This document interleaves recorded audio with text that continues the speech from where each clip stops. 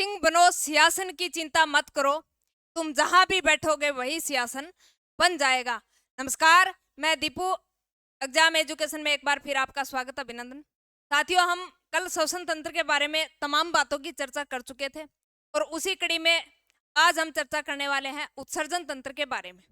बात करें साथियों उत्सर्जन तंत्र की, तो उत्सर्जन का मतलब होता है त्यागना। उत्सर्जन का मतलब होता है त्यागना। तो सबसे पहले यानी उत्सर्जन सर्जन का मतलब होता है त्यागना या बाहर निकालना। त्यागना या बाहर निकालना। अब किसका त्याग करता है, किसको बाहर निकालता है? तो साथियों, पसीना होता है बॉडी के अंदर, वो कौन सी ग्रंथि के माध्यम से? श्वेत ग्रंथि के माध्यम से पसीना बाहर निकलता है, वो भी क्या है? उत्सर्जी पदार्थ है। और फेफड़ों द्वारा CO2 बाहर निकाली जाती है, वो भी क्या है? उत्सर्जी पदार्थ है। और बड़ी आंत के द्वारा जो अनपचय पदार्थ होता है रेक्टम के द्वारा, यानी बड़ी आंत के जो 3 पार्ट हैं, सीकम, कोलम और रेक्टम, यानी रेक्टम भाग के द्वारा जो भी अपशिष्ट अपचा पदार्थ है उसको बाहर त्यागा जाता है। और बात करें यकृत की, लीवर की, तो लीवर क्या करता है? यानी अमोनिया को यूरिया में कन्वर्ट करने का काम करता है। और यूरिया फिर क्या करते हैं? मूत्र की सहायता से बाहर निकालते हैं। और बात करें वर्क यानी किडनी की, तो किडनी क्या करता है? यानी ये पेशाब का उत्सर्जन करता है, पेशाब का उत्सर्जन करता है।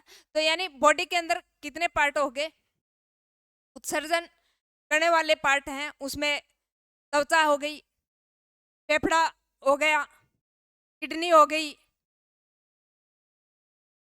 बड़ी आंत हो गई, और बात करें अपने लीवर की, यकृत की, तो यह भी क्या है? अपशिष्ट पदार्थों को क्या करता है? बाहर त्यागता है। तो सबसे पहले यानी उत्सर्जन का मतलब होता है अपशिष्ट पदार्थों को शरीर से बाहर निकालना। अपशिष्ट पदार्थों को शरीर से बाहर निकालने की प्रक्रिया क्या कहलाती है? उत्सर्जन कहलाती है। क्या कहलाती है? उत्सर्जन। और यह जो कार्य करता है अंग, यानी जिस अंग द्वारा यह कार्य किया जाता है, कौन सा कार्य? यानी उत्सर्जन करने का कार्य, जैसे पसीने को बाहर निकालना, अनपचय पदार्थों को बाहर निकालना। जो अंग जिस अपशिष्ट पदार्थ से रिलेट है, यानी जो अंग जिस कार्य में सहायक है, उसको क्या कहेंगे? उत्सर्जी अंग कहेंगे। तो यानी जो ये उत्सर्जन का कार्य करते हैं, जो अंग उत्सर्जन का कार्य करते हैं, उसको क्या कहते हैं? उसको क्या कहेंगे? उत्सर्जी अंग। उत्सर्जी अंग। अब उत्सर्जी अंग में मैंने बताया फेफड़े होते हैं जो CO2 को बाहर निकालते हैं, किडनी होती है, स्किन होती है, त्वचा होती है, और क्या होता है? लीवर होता है।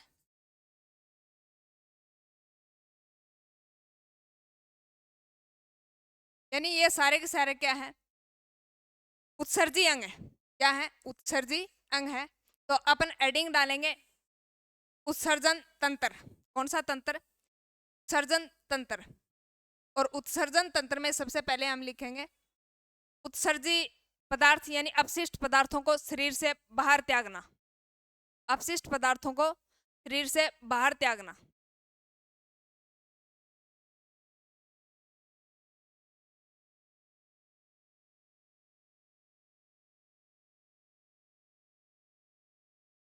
अपशिष्ट पदार्थों को शरीर से बाहर त्यागना।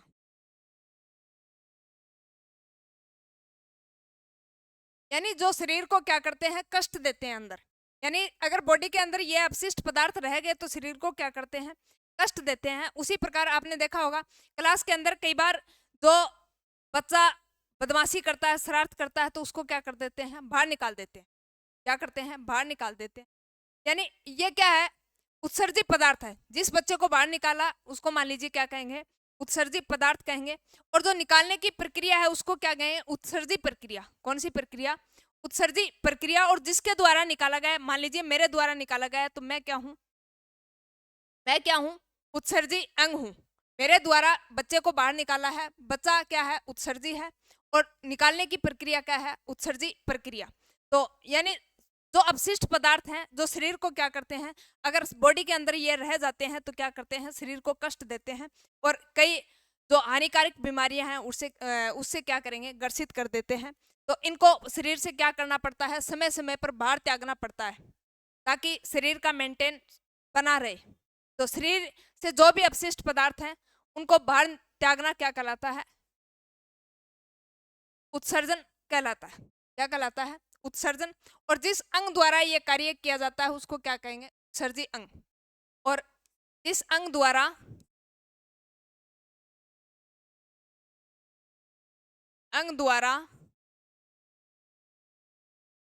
यह कार्य किया जाता है,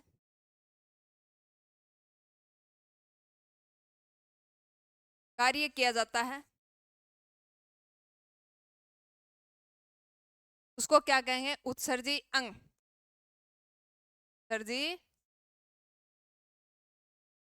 तो उत्सर्जी अंग कौन कौन से हैं, एग्जाम्पल के तौर पे देखें तो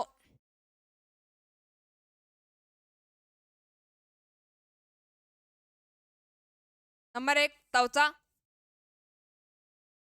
त्वचा ये क्या करती है, यानी त्वचा के द्वारा कौन सा अपशिष्ट पदार्थ बाहर त्यागा जाता है, तो पसीना।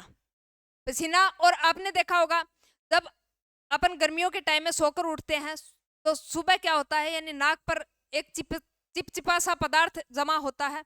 आप हाथ लगा के देखोगे तो ये जो पदार्थ होता है उसको बोलते हैं सीबम। क्या बोलते हैं, सीबम। और आपने ये भी देखा होगा जब आप काली शर्ट पहनते हो गर्मी के अंदर, तो जैसे ही पसीना आया, पसीना सूखने के बाद यानी व्हाइट व्हाइट धब्बे से हो जाते हैं शर्ट के अंदर। इसका मतलब यानी कौन सा पदार्थ भी निकल रहा है बॉडी से, नमक। तो त्वचा के द्वारा कौन कौन सा पदार्थ उत्सर्जन किया जाता है, तो पसीना, सीबम, तेलीय त्वचा, सीबम और नमक। आप गर्मी में नोट करना, आप के अंदर यानी आप जैसे ही टेस्ट करके देखो पसीने को, तो पसीना कैसे लगेगा, यानी नमकीन सा लगेगा। तो इसका मतलब बॉडी से कौन सा पदार्थ बाहर निकल रहा है, तो नमक भी बाहर निकल रहा है। यह कार्य कौन करता है, त्वचा। तो त्वचा क्या है, उत्सर्जी अंग है। त्वचा क्या है, उत्सर्जी अंग है। नंबर 2 फेफड़े। फेफड़े ये क्या करते हैं, CO2 बाहर निकालते हैं। क्या निकालते हैं, CO2। यानी एक होता है अपशिष्ट पदार्थों में मुख्यतः कार्बनिक पदार्थ निकाला जाता है, और एक अपशिष्ट पदार्थ बाहर निकाला जाता है। तो कार्बनिक पदार्थ में सबसे महत्वपूर्ण है वो कार्बन डाइऑक्साइड है। ये किसके द्वारा बाहर त्यागी जाती है, तो फेफड़ा के द्वारा बाहर त्यागी जाती है। इसके द्वारा बाहर त्यागी जाती है, फेफड़ों के द्वारा बाहर त्यागी जाती है। और इसके साथ में बलगम है, वाष्प है, वो भी क्या किया जाता है, बाहर त्याग दिया जाता है, वाष्प, बलगम। आपने बड़े बुजुर्गों को देखा होगा जब वो खांसते हैं तो यानी बलगम बाहर फेंकते हैं, किसके द्वारा, फेफड़ों के द्वारा। यानी फेफड़ों के प्रेशर से ही वो बाहर आता है, फेफड़ों के अंदर प्रेशर लगता है और प्रेशर के द्वारा ही बलगम क्या आता है, बाहर आता है।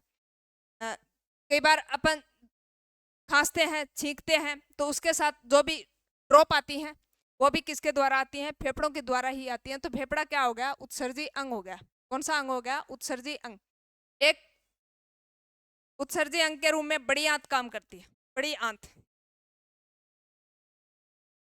बड़ी आंत क्या करती है, जो भी अपच्य पदार्थ है बॉडी के अंदर, अपच्य पदार्थ है जिसका पाचन सही तरीके से नहीं हो पाया, उन अवशिष्ट पदार्थों को बाहर निकालने का काम यानी बड़ी आंत का भी कौन सा भाग, रेक्टम भाग करता है। कौन सा भाग, रेक्टम भाग। तो बड़ी आंत यानी अपच्य पदार्थ,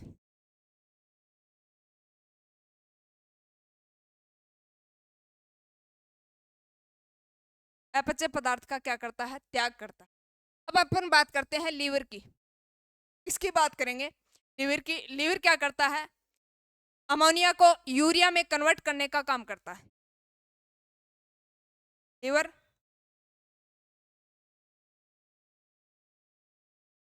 NH3 को यूरिया में। और नंबर 5,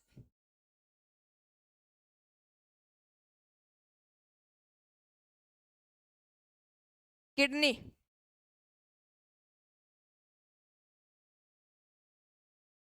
ये क्या करती है? पेशाब का उत्सर्जन करती है, पेशाब का और यूरिया।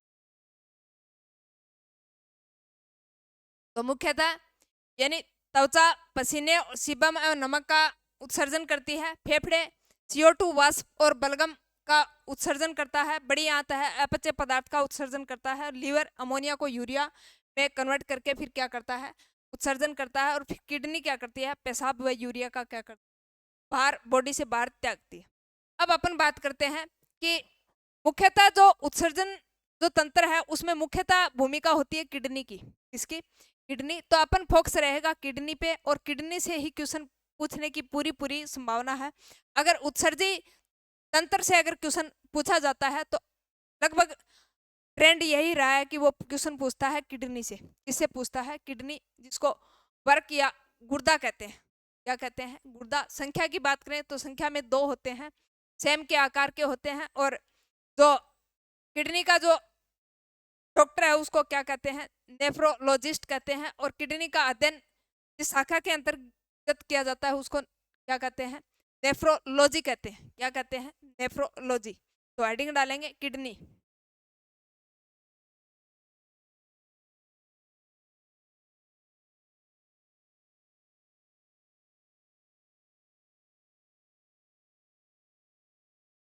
या गुर्दा बोल दो, एक ही बात है।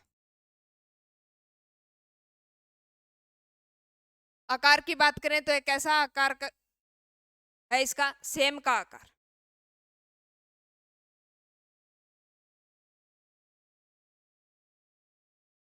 आकार सेम, अध्ययन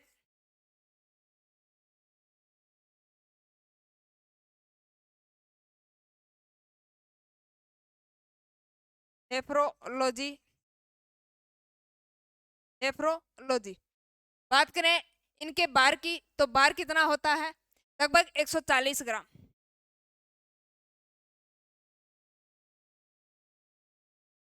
और संख्या में कितनी होती हैं? 2 होती है। और अगर एक किडनी खराब भी हो जाती है तो मनुष्य पूरा जो बचा हुआ जीवन है वो एक किडनी पे व्यतीत कर सकता है। संख्या में कितनी होती है? 2।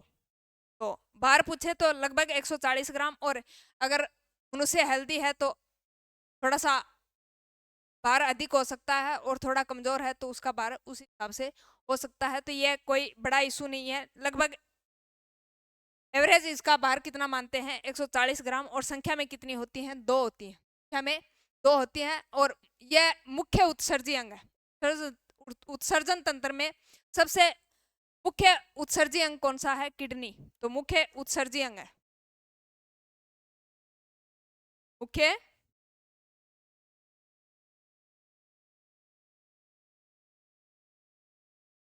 मुख्य उत्सर्जी अंग है। मुख्य उत्सर्जी अंग कौन सा है? किडनी है। यह क्या करता है? रक्त को छानता है। क्या करता है? रक्त को छानने का काम किसका होता है? किडनी का होता है।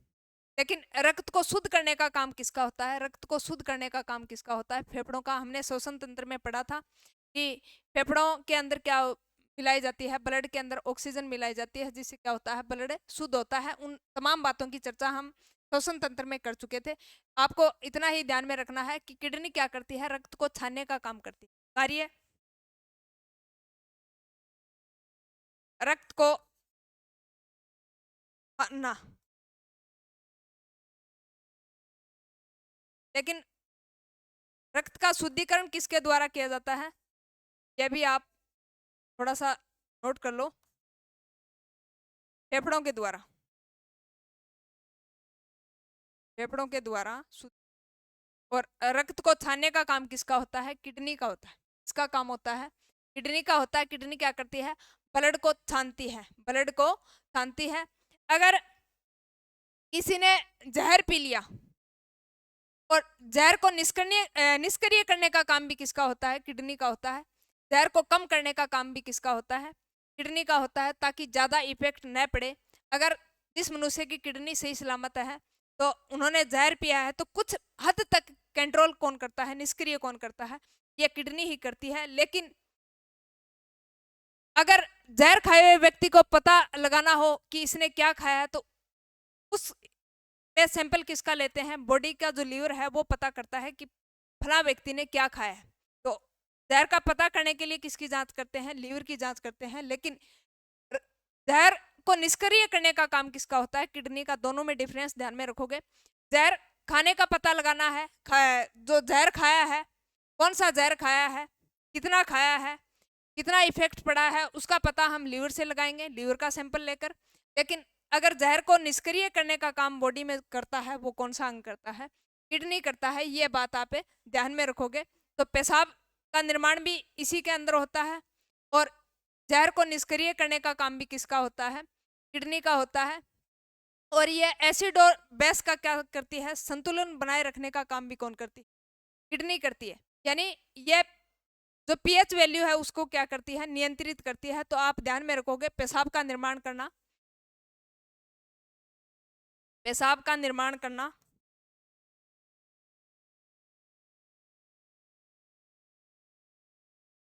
भी इसका काम है। पीएच को पीएच पीएच बोलते ही आप क्या समझोगे? अम्ल और क्षार, अम्ल और क्षार, पीएच को नियंत्रित करने का काम। तो क्वेश्चन अगर अम्ल और क्षार पूछे कि अम्ल व क्षार को नियंत्रित करने का काम शरीर का कौन सा अंग करता है, तो किडनी करती है। पीएच पूछे तो भी कौन करेगी? किडनी करेगी। यानी एक ही बात है, अम्ल क्षार से क्वेश्चन पूछे या फिर पीएच से पूछे। अगर पीएच 7 से नीचे है इसका मतलब प्रकृति कैसी है? अम्लीय है। 7 से ऊपर और 14 के बीच में है इसका मतलब प्रकृति कैसी है? क्षारीय है, यानी बेस प्रकृति। तो पीएच को नियंत्रित करती है,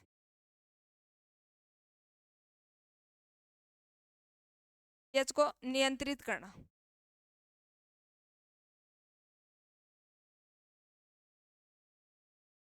और क्या करती है ये? यानी जहर को निष्क्रिय करती है।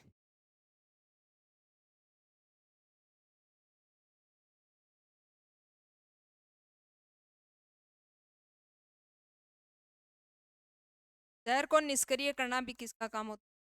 किडनी का काम होता है। ये भी आप ध्यान में रखोगे। तो जहर को निष्क्रिय करने का काम किसका होता है? किडनी का होता है। ये बात भी आप ध्यान में रखोगे। अब अपन बात करते हैं, यानी किडनी के ऊपर एक झिल्ली होती है जिसको क्या कहते हैं? पेरिटोनियम झिल्ली। कौन सी झिल्ली? पेरिटोनियम।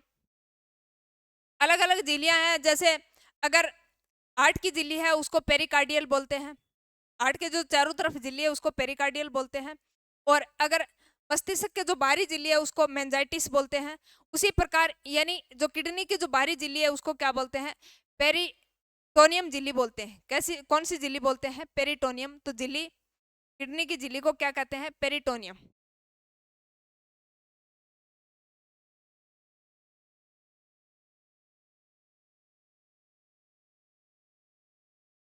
किडनी की झिल्ली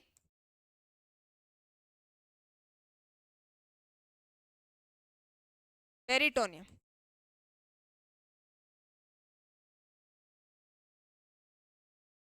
किडनी की झिल्ली को क्या कहते हैं? पेरिटोनियम। और यह क्वेश्चन बहुत बार पूछा जा चुका है, एसएससी में भी कई बार पूछा जा चुका है कि जो किडनी की जो चारों तरफ झिल्ली लगी होती है उसको क्या कहते हैं? पेरिटोनियम कहते हैं। और जो किडनी का जो बाहरी भाग होता है उसको कहते हैं कोर्टेक्स। किडनी के बाहरी भाग को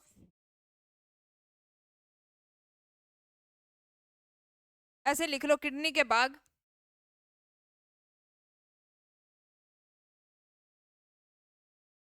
दो भाग होते हैं, कोर्टेक्स और मेडुला।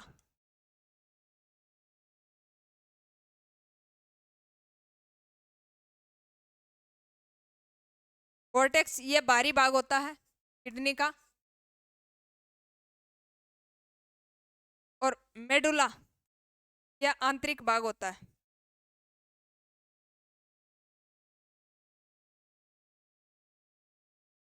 यह आंतरिक भाग होता है, आंतरिक भाग होता है। तो किडनी के दो भाग जिसमें कोर्टेक्स और मेडुला। कोर्टेक्स बाहरी भाग होता है और मेडुला कौन सा होता है, आंतरिक भाग होता है। मैं से मध्य और मैं से मेडुला, यानी मेडुला भाग कौन सा होता है, आंतरिक भाग होता है। ये बात आप ध्यान में रखोगे।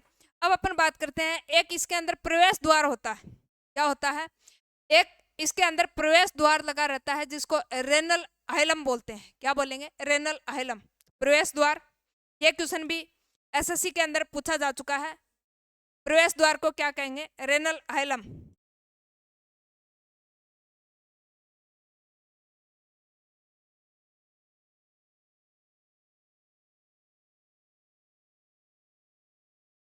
रेनल अहेलम। और इसमें ही सबसे ज्यादा क्या होता है, अमोनिया जमा हुआ होता है सबसे ज्यादा। जहाँ मैक्सिमम अमोनिया पाया जाता है किडनी के अंदर, वो इसी प्रवेश द्वार पे पाया जाता है। यह बात भी आप ध्यान में रखोगे। क्वेश्चन पूछा जा सकता है कि अमोनिया किडनी के कौन से भाग में सबसे ज्यादा पाया जाता है, तो रेनल अहेलम के अंदर अमोनिया मैक्सिमम मात्रा में पाया जाता है। इसके ब्रैकेट में ही लिख लो, अमोनिया अधिकतम। अधिकतम अमोनिया कहाँ होता है, रेनल अहेलम। ये जो प्रवेश द्वार होता है अपन डायग्राम के माध्यम से समझेंगे। एक बार यही ध्यान रखो, मोटा मोटी इनके दो भाग होते हैं और प्रवेश द्वार को क्या कहते हैं, रेनल अहेलम कहते हैं। क्या कहते हैं, रेनल अहेलम कहते हैं।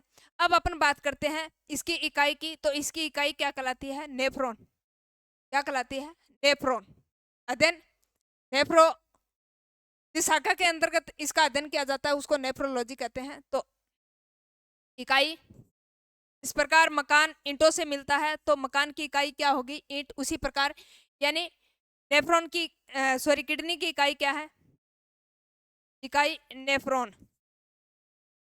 बहुत सारी नेफ्रॉन मिलकर क्या बनाती हैं, किडनी बनाती है। बहुत सारी नेफ्रॉन मिलकर किसका निर्माण करती है, किडनी का निर्माण करती है। ये बात भी आप अच्छे तरीके से ध्यान में रखना। अब अपन देखते हैं कि इसकी संरचना किस प्रकार की होती है। ये देखो, यह है किडनी। कौन सा भाग है, किडनी। अब अपन बात करते हैं, यह जो बाहरी आवरण दिखाई दे रहा है इसको बोलते हैं पेरिकार्डियम, ओ सॉरी पेरिटोनियम। क्या बोलते हैं, पेरिटोनियम। इस बाहरी झिल्ली को बोलते हैं पेरिटोनियम झिल्ली।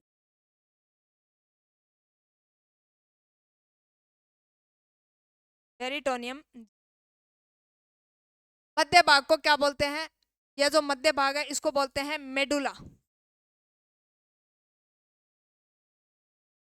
और जो बाहरी भाग है इसको बोलते हैं कार्टियल या कोर्टेक्स भाग, कोर्टेक्स। और यह जो प्रवेश द्वार होता है उसको बोलते हैं रेनल अहेलम। और सबसे ज्यादा अमोनिया भी कहाँ होता है, इसमें ही होता है। अमोनिया जो सबसे खतरनाक अपशिष्ट पदार्थ होता है बॉडी के अंदर, सबसे खतरनाक अपशिष्ट पदार्थ कौन सा होता है, अमोनिया। अगर अमोनिया का त्याग करना है तो सबसे ज्यादा आपको क्या करना पड़ेगा, पानी पीना पड़ेगा, तभी अमोनिया क्या होती है, बाहर निकलती है। तो अमोनिया का उत्सर्जन करने के लिए सबसे ज्यादा पानी की आवश्यकता होती है। और सबसे खतरनाक अपशिष्ट पदार्थ भी कौन सा होता है, अमोनिया होता है।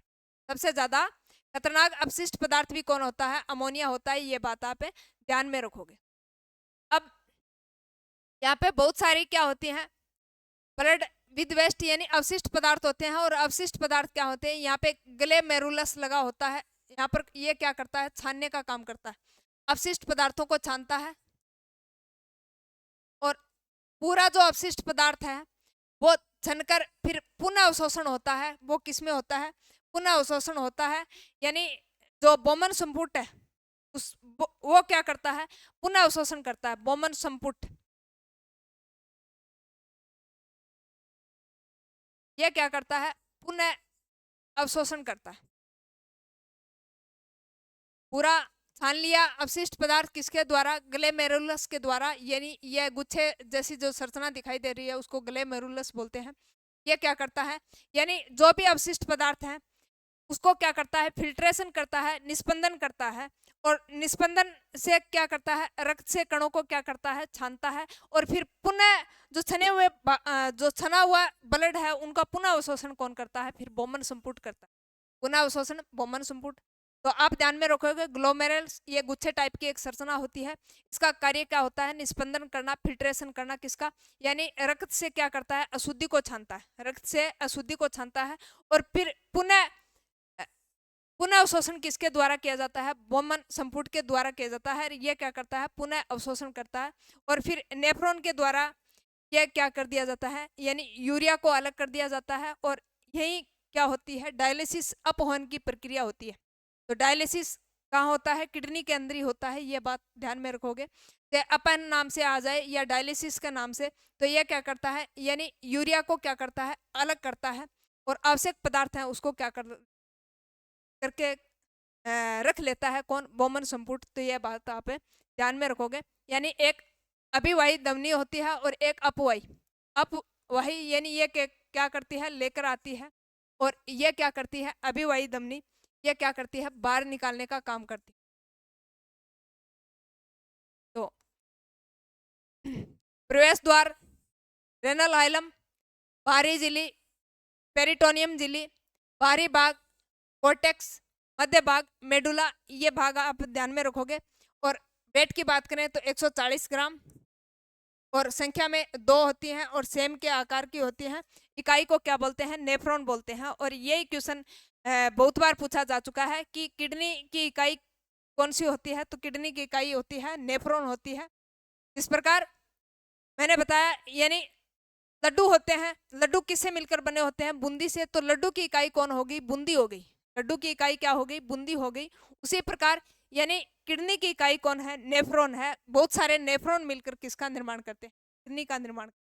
बहुत सारे नेफ्रॉन मिलकर किसका निर्माण करते हैं, किडनी का निर्माण करते हैं। ये बात आप अच्छे तरीके से ध्यान में रखोगे, अच्छे तरीके से ध्यान में रखोगे। अब अपन बात करते हैं कि जो ये ग्लोमेरुलस है उसके बारे में थोड़ा सा लिख लेते हैं, एक बार उनसे भी क्वेश्चन पूछा जा चुका है। तो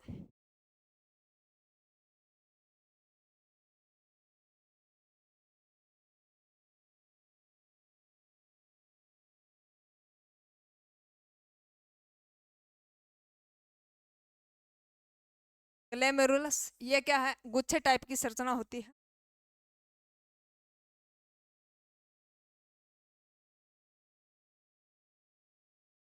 जैसी संरचना, ये क्या करती है, रक्त को छानती है। क्या करती है, रक्त से कणों को क्या करती है, छानती है। रक्त से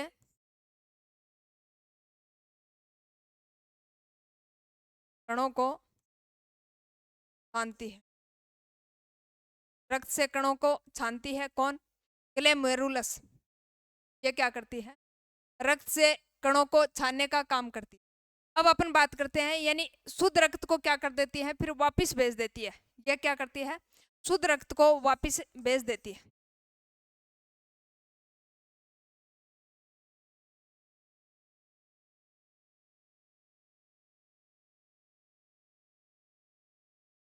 इसके पास, बोमन संपुट के पास। तो यह निस्पंदन का काम करती है।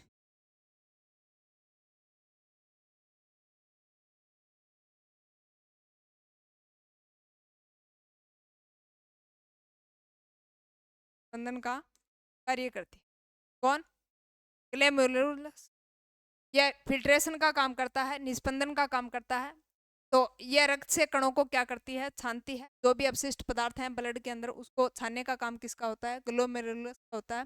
फिर शुद्ध रक्त को वापस कहाँ भेजती है, फिल्ट्रेशन करके किसके पास भेजती है, बोमन संपुट के पास भेजती है। किसके पास, बोमन संपुट के पास भेजती है। जो भी आवश्यक पदार्थ हैं वो किसके पास चले जाते हैं, बोमन संपुट। तो नंबर 2, बोमन संपुट।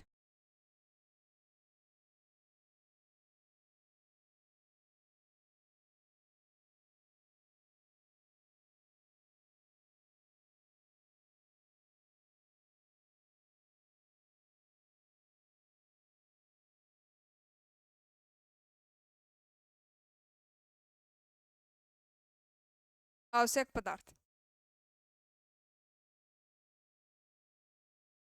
आवश्यक पदार्थ को इसके पास भेजा जाता है। ग्लोमेरुलस का जो भी आवश्यक पदार्थ कौन, यानी ब्लड से जो छाना गया है उसको अलग रख लेते हैं, और जो ब्लड छनकर जो अलग हुआ है उन जो आवश्यक पदार्थ है उसको कहाँ भेजते हैं, फिर बोमन संपुट में भेजते हैं। कहाँ भेजते हैं? बोमन संपुट में भेजते हैं। और बोमन संपुट फिर क्या करता है? पुनः अवशोषण करता है। आवश्यक पदार्थों का क्या करता है? पुनः अवशोषण करता है, पुनः अवशोषण करता है।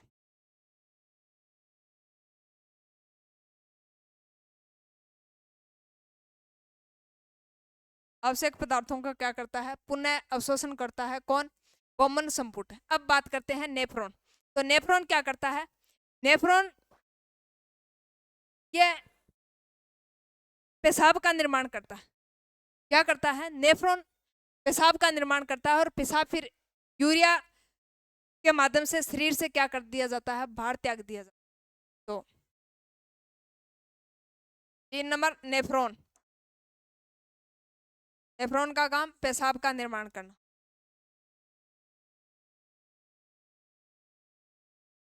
पेशाब का निर्माण।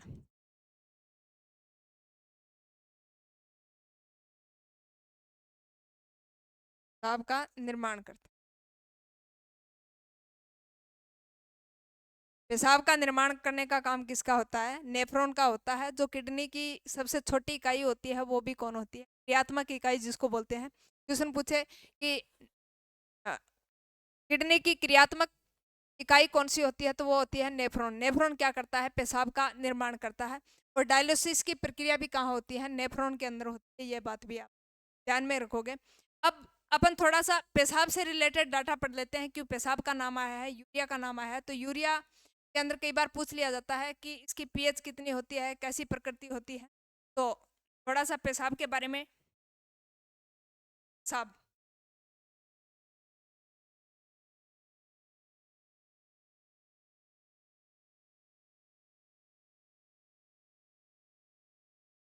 पेशाब की बात करें तो यानी ये इसके अंदर जो जल होता है वो कितना होता है? 95% क्या होता है? जल होता है।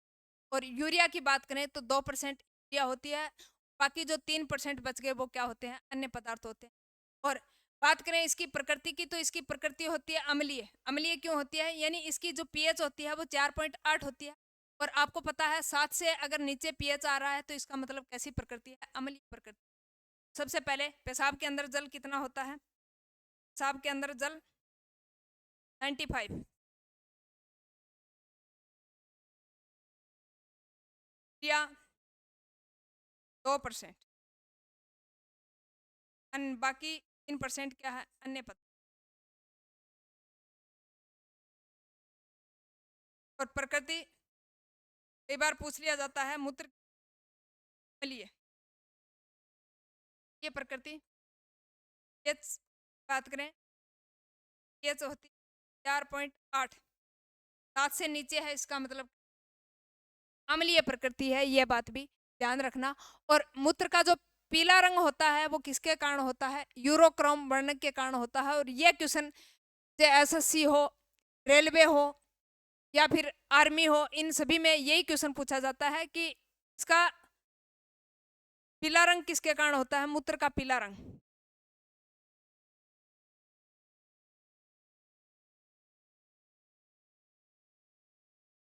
यूरोक्रोम वर्णक के कारण। और आपने देखा था पाचन तंत्र जब पढ़ा था, जो अपच्य पदार्थ हैं जो मल अपने एनुस द्वारा बाहर त्यागे जाते हैं, उनका जो पीला रंग होता है वो किसके कारण होता है? बिलुरुबिन वर्ण के कारण। लेकिन मूत्र का पीला रंग किसके कारण होता है? यूरोक्रोम। यूरिया का निर्माण होता है, और यानी यूरिया से ही यूरोक्रोम वर्णक। तो यूरोक्रोम वर्णक क्या करता है? मूत्र को पीलापन प्रदान करता है। आपने देखा है कई बार आप लंबे टाइम तक पानी नहीं पीते हो तो आपका जो पेशाब है वो क्या हो जाता है? पीला हो जाता है। क्यों? क्योंकि उसके अंदर यूरोक्रोम वर्णक की मात्रा अधिक होगी।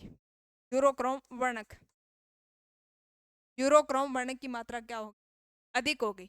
अब अपन बात करते हैं कि मूत्र के अंदर कई बार देखा होगा आपने, जो सार्वजनिक जो शौचालय हैं वहां पे देखा होगा गंध आती है, अजीब प्रकार की स्मेल सी आती है। वो गंध किसकी होती है? अमोनिया की होती है। क्योंकि बॉडी के अंदर सबसे खतरनाक पदार्थ अगर माने तो वो कौन होता है? अमोनिया होता है। और सार्वजनिक जो शौचालय हैं जहाँ पे टाइमली साफ सफाई ही नहीं होती, वहाँ पे किसकी गंध आती है?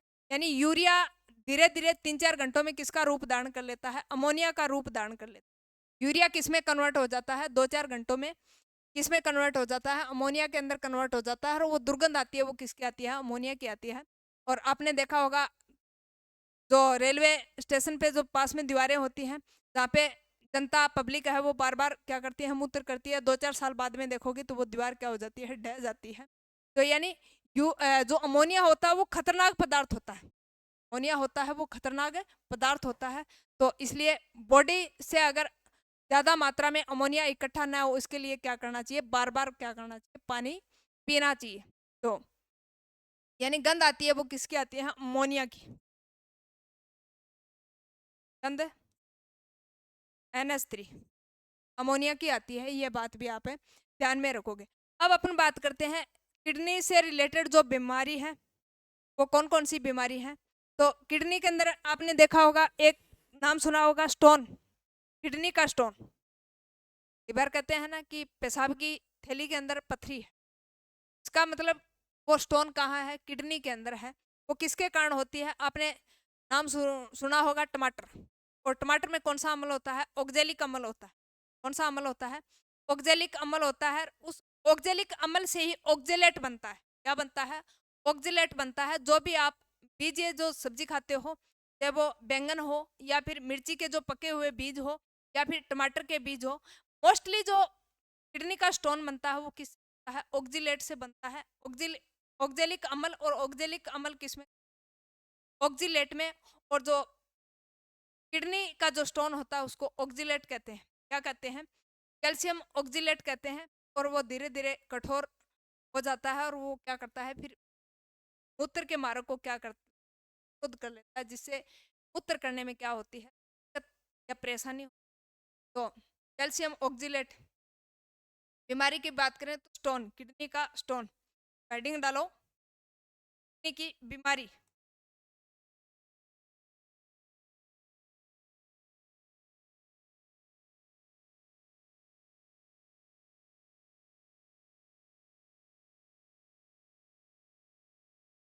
किडनी की बीमारी,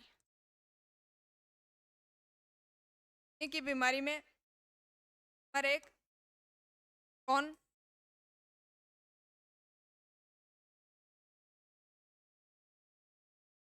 कैल्शियम ऑक्जिलेट,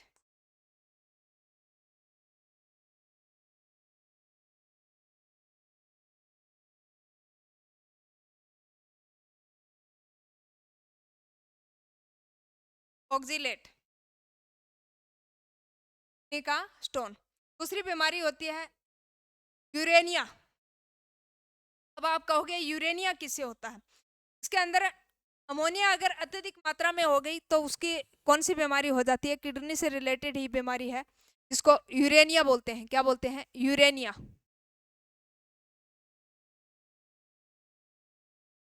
इसमें किसकी मात्रा अधिक हो जाती है? अमोनिया की। अमोनिया की मात्रा अधिक हो जाती है।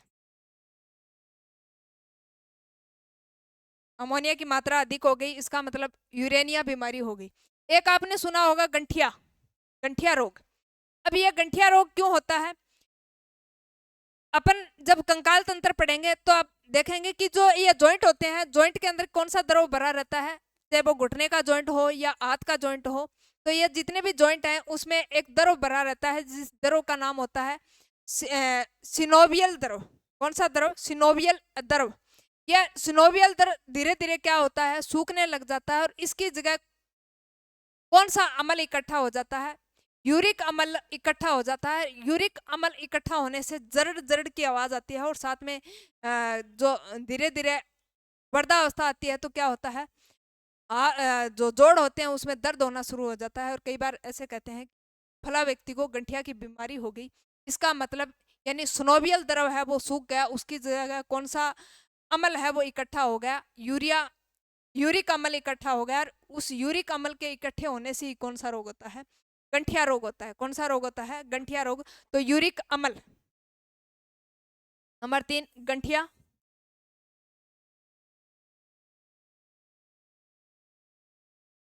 सिनोवियल द्रव के जगह कौन सा? यूरिक अम्ल, यूरिक एसिड बोल दो, अम्ल बोल दो, एक ही बात है। उसका अगर ज़्यादा मात्रा में जमाव हो गया तो कौन सा रोग होता है? गंठिया रोग होता है। कौन सा रोग होता है? गंठिया रोग होता है। एक कई बार आपने सुना होगा किडनी खराब हो गई, फला व्यक्ति की किडनी खराब हो गई, तो यानी किडनियों की संख्या 2 होती है। अगर एक किडनी खराब हो गई तो पूरा ताव उम्र है व्यक्ति एक किडनी पे अपना जीवन यापन अच्छे तरीके से, यानी बिना किसी रुकावट के जीवन यापन कर सकता है। मान लीजिए किसी कारणवश दोनों ही किडनी खराब हो गई, तो फिर दूसरी किडनी को क्या करते हैं? ट्रांसप्लांट कराते हैं। और दूसरी किडनी ट्रांसप्लांट यानी लगभग 48 घंटों के अंदर क्या कर देनी? ट्रांसप्लांट कर देनी चाहिए, तभी वो क्या कर पाए? एक्टिव रूप से कार्य कर पाएगी बॉडी। तो किडनी खराब होना ये भी एक प्रकार की किडनी की बीमारी है। नंबर 4,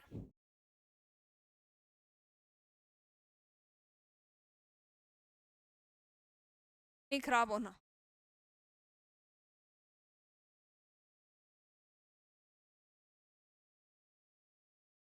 ट्रांसप्लांट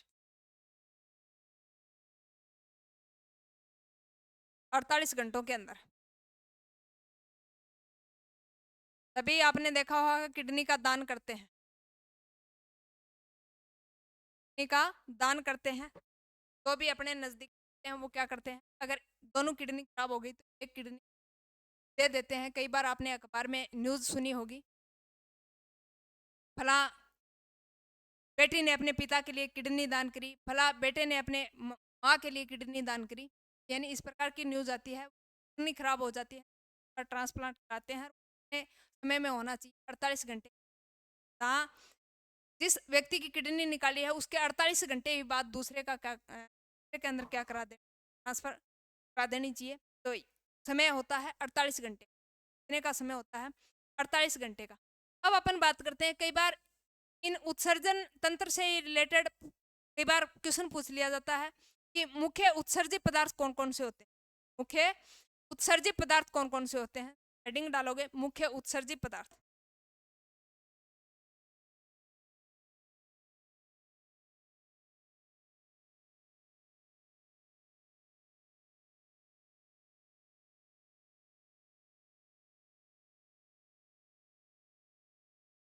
उत्सर्जित मुख्य उत्सर्जित पदार्थ में एक होता है अमोनियोटेलिक। अमोनियो, इसका मतलब किसका उत्सर्जन करता है? ये अमोनिया का, NH3 का क्या करता है? उत्सर्जन करता है। और ये किसमें सबसे ज्यादा होते हैं? यानी जिसके अंदर पानी सबसे ज्यादा मात्रा में हो, उस जो जीव हैं उनके अंदर क्या होता है? अमोनिया ज्यादा होती है। अब आप कहोगे पानी किसके अंदर होता है? तो आपने देखा होगा मछलियां होती हैं वो पानी में रहती हैं। तो मछलियों के अंदर मछलियां कौन से प्रकार की प्राणी होंगी? अमोनियोटेलिक। उसमें सबसे ज्यादा जो पदार्थ होता है वो कौन सा होता है? अमोनिया। तो अमोनियोटेलिक प्राणी, अमोनियोटेलिक में कौन होगा? मछली। तो उदाहरण अमोनियोटेलिक प्राणी का उदाहरण पूछे तो वो कौन सा है? मछली। मछली, मछली। तो क्वेश्चन इस प्रकार पूछेगा, यानी निम्न में से अमोनियोटेलिक प्राणी है, मछली है, स्तनधारी है, या और कोई ऑप्शन देगा तो आपको ध्यान में रखना। तो जो जलीय जीव होते हैं उनमें से मछली और समस्त जलीय जीव, उनके अंदर सबसे ज्यादा कौन सा पदार्थ होता है? अमोनिया होता है। कौन सा होता है? अमोनिया। एक है यूरियोटेलिक। यूरियोटेलिक जिसके अंदर क्या होता है? कम पानी होता है, इसको उत्सर्जन के लिए कम पानी की आवश्यकता होती है, वो होता है यूरियोटेलिक। दूसरा यूरियोटेलिक। अब यूरियोटेलिक में स्तनधारी, इसमें मनुष्य समस्त मेमल्स प्राणी आते हैं, तो यूरियोटेलिक।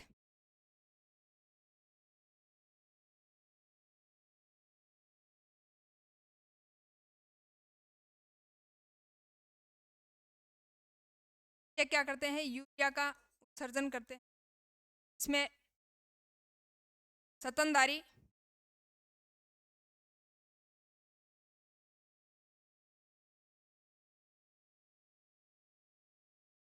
बोल दो या मेमल्स बोल दो। आप कहोगे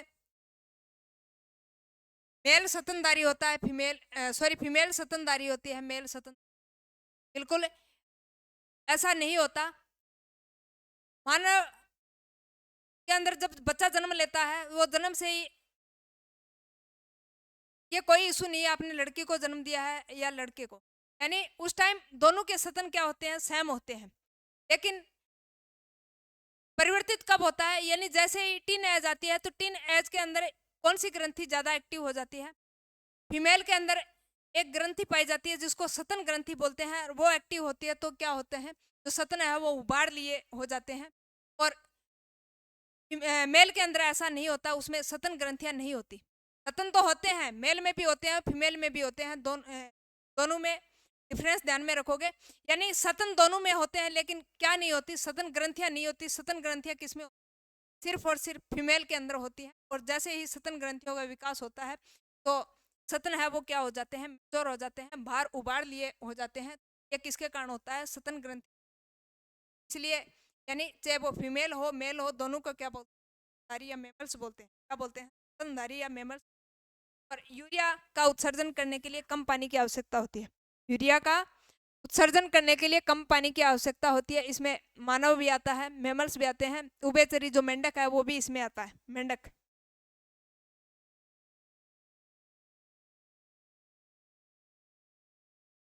एक होता है यूरिकोटेलिक। यूरिकोटेलिक इसके अंदर सबसे कम पानी की आवश्यकता होती है। अमोनियोटेलिक में सबसे ज्यादा पानी की आवश्यकता होती है। यूरियोटेलिक के अंदर कम पानी की आवश्यकता होती है। और सबसे कम पानी की आवश्यकता किसमें होती है? यूरिकोटेलिक में होता है। और यूरिकोटेलिक यानी सबसे कम पानी, इसका मतलब इसमें होता है सबसे कम पानी पक्षियों के अंदर। पक्षी हैं, सरीसृप हैं, उसको सबसे कम पानी की आवश्यकता। आपने देखा होगा पक्षी पक्षी का ऑलरेडी शरीर होता है वो खोखला होता है, जिसके अंदर एयर भरी होती है, जिससे क्या करता है, उड़ान बढ़ता है। क्या करता है? लंबी लंबी उड़ान बढ़ता है। यूरिकोटेलिक।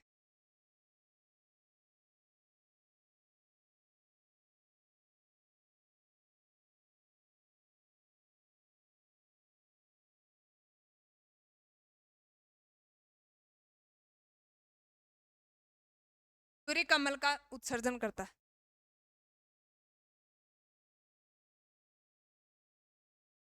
में पक्षी हैं, सरीसृप है। पक्षी का शरीर खोखला होता है, वायु भरी रहती है, से उड़ान होता है।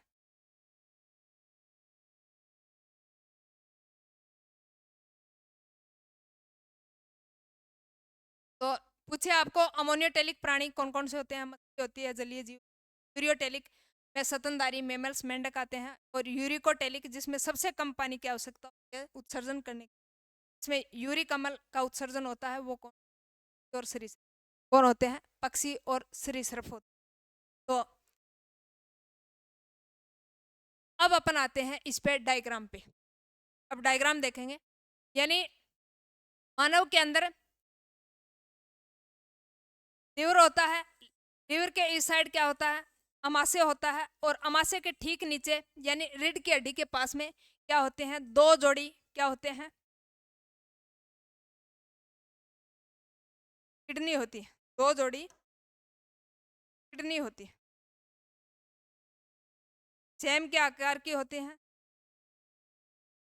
वेट की बात करें तो 140, संख्या में पूछें तो 2। अब इस प्रकार की होती है। इस पे एक ग्रंथि होती है जिसको बोलते हैं अधिवक्र, अधिवक्र ग्रंथि।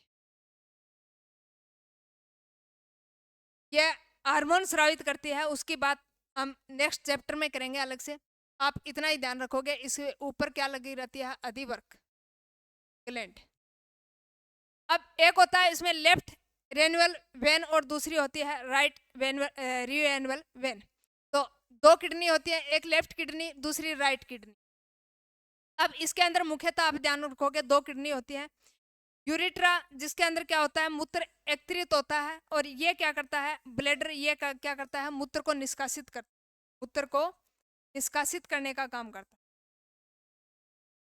यहाँ पे मूत्र इकट्ठा हुआ, और इकट्ठा होने के बाद यानी मूत्र को निष्कासित करने का काम क्या होता है, ब्लैडर का ही होता है। यह क्या करता है, एकत्रित करता है। इस पे अंदर वाला भाग है उसको क्या बोलते हैं, मेडुला, और जो बाहरी भाग होता है उसको बोलते हैं कोर्टेक्स भाग। तो आप ध्यान में रखोगे, मैं से मध्य और मैं से मेडुला, बाहरी भाग कोर्टेक्स।